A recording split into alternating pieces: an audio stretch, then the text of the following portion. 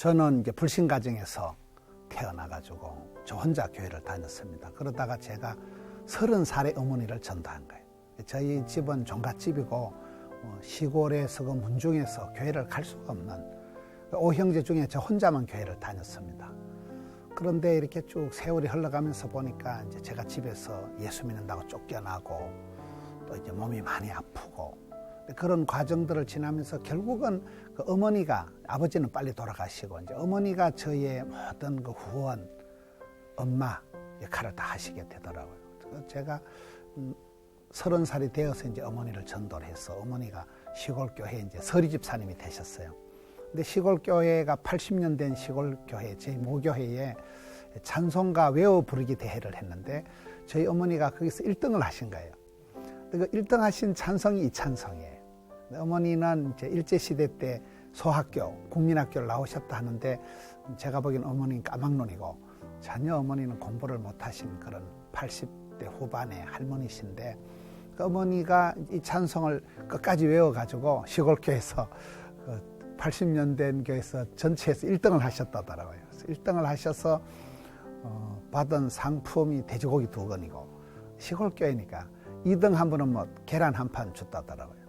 그래서 어머니가 그 글을 모르시는 분이 이 찬송을 외워서 끝까지 다 이렇게 완창을 하시는데 그 음정 박자하고는 상관없고 그냥 옛날 어른들 창하듯이 이렇게 외워 두런두런 이래 하시는데 가사가 참 이렇게 저희 살아온 거하고 똑같이 지금까지 지내온 거 주의 크신 은혜다. 그래서 제가 이 찬송을 좋아하게 되고 몸도 마음도 연약하나 새 힘 받아 살았네 물 붓듯이 부어시는 주의 은혜 족하다.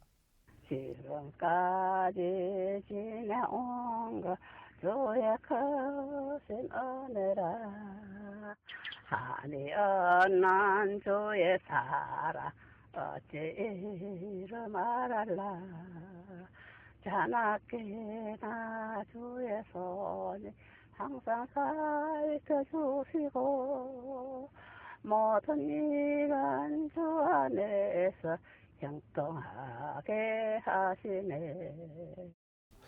하나님께서 일반 은총, 특별 은총 이러거든요. 하나님이 일반적으로 모든 사람에게 햇빛과 비를 내려 주시듯이 하나님께서는 전체적으로 우리에게 은혜와 긍휼과 평강을 베풀어 주시는데 그 하나님의 은혜의 일반 은총의 방편 중에 하나가 엄마예요. 저는 엄마라는 존재가 초반에는 제가 교회 다니는 것 때문에 엄마가 저를 많이 미워하고 핍박을 했지만은 그 자식 사랑은 어쩔 수가 없다.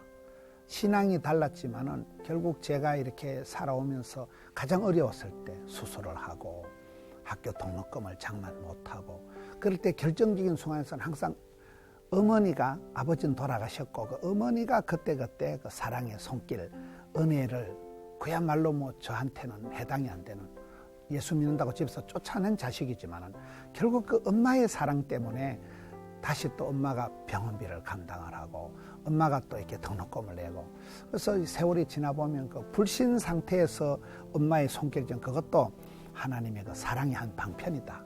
은혜의 방편이라는 측면에서 하나님의 전적인 은혜 그리고 엄마의 그 끊을 수 없는 그 애잔한 은혜 부모님의 은혜 하나님 은혜가 하나로 흘러간다고 보는 거죠.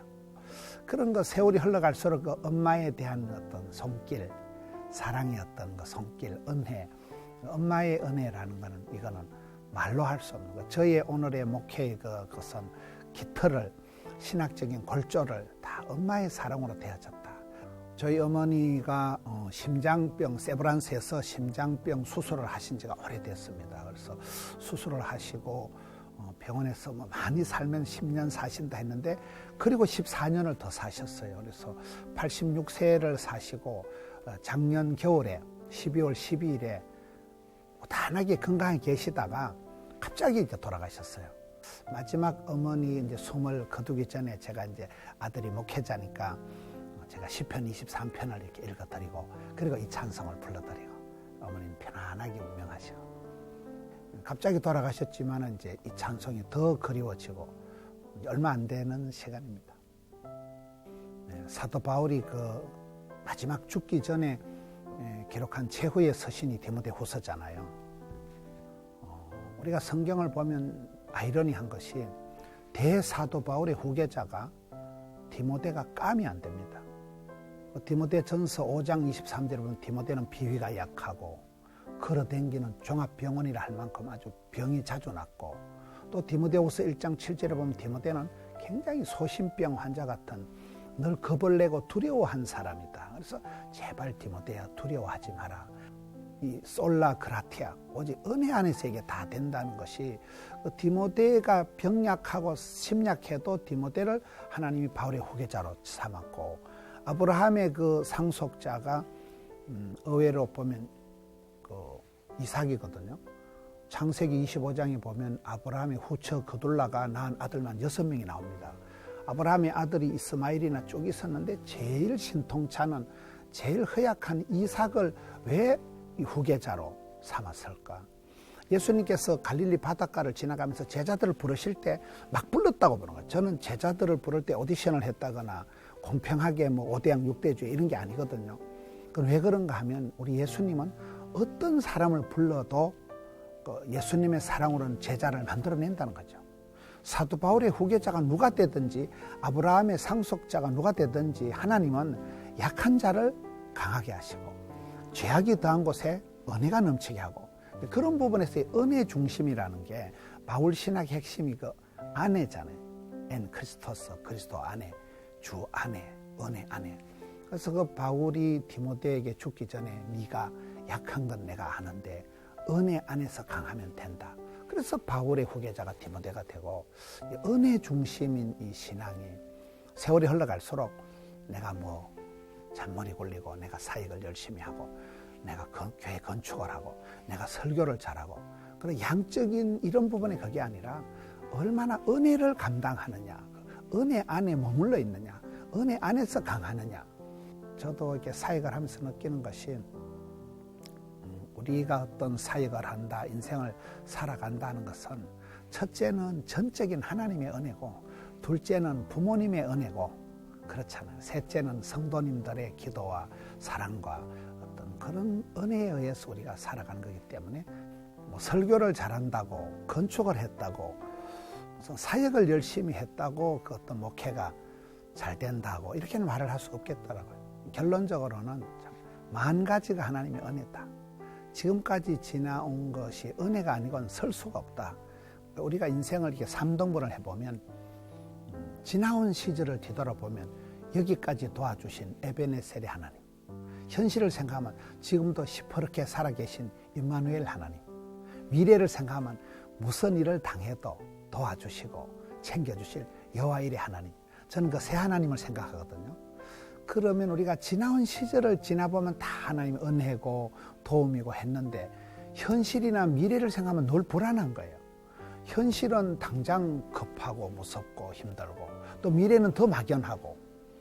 그래서 이 찬송가 가사처럼 지금까지 도와주신 하나님의 은혜가 있었다면 앞으로도 하나님이 전적으로 은혜를 베풀어 주실 터이기 때문에, 성도들이 살아갈 때 은혜 중심, 지금까지 도와주신 은혜의 하나님은 앞길 또 은혜를 베풀어 주실 분이기 때문에, 이 찬송이 우리 성도님들에게 일마다 때마다 이 찬송을 부르면서 지금까지도 도와주신 것이 하나님의 은혜였다면 앞으로도 반드시 은혜 가운데서, 이 은혜 안에서 강한 삶을 살아가면 이 사람은 교만할 것도 없고 자기 비하에 빠질 것도 없고, 그래 은혜 중심, 은혜 안에서 살아가는 삶이 성도들에게 필요하다고 봅니다.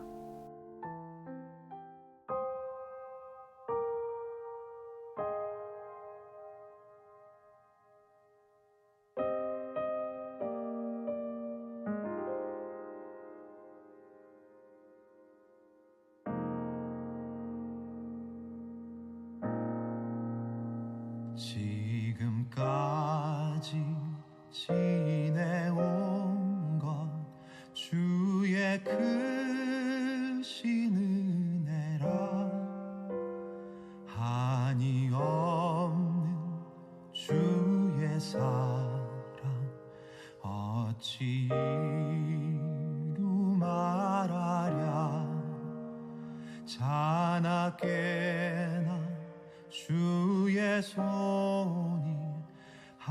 항상 살펴주시고 모든 일을 주 안에서 형통하게 하시네. 몸도 마음도 연약하나 새 힘 받아 살았네. 물 붓듯이 부으시는 주의 은혜 족하다.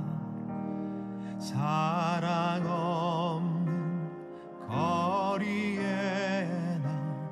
험한 산길 헤맬 때 주의 손을 굳게 잡고 찬송하며 가리라.